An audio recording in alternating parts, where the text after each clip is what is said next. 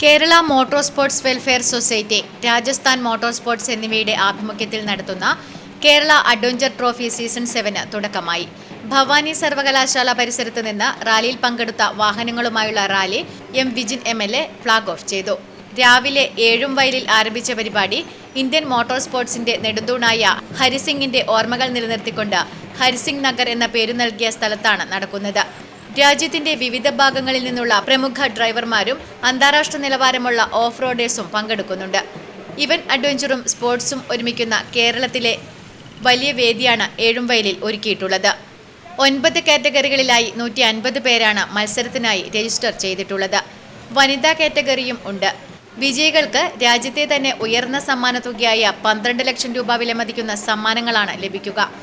അന്താരാഷ്ട്ര നിലവാരത്തിലുള്ള ട്രാക്ക് ഡിസൈനാണ് ഒരുക്കിയത്. മത്സരത്തിൽ പങ്കെടുക്കുന്ന എല്ലാവർക്കും ഇൻഷുറൻസ് പരിരക്ഷ ഒരുക്കിയിട്ടുണ്ട്. ആംബുലൻസ്, മെഡിക്കൽ ടീം അടക്കമുള്ള മെഡിക്കൽ എമർജൻസി സൗകര്യങ്ങളും ഒരുക്കിയിട്ടുണ്ട്. മോട്ടോർ സ്പോർട്സിന്റെ ആവേശവും അഡ്വഞ്ചറിന്റെ ആവാഹവും ഒരുമിക്കുന്ന ഒരു വേദി കൂടിയാണിത്. Network news, Pilathara.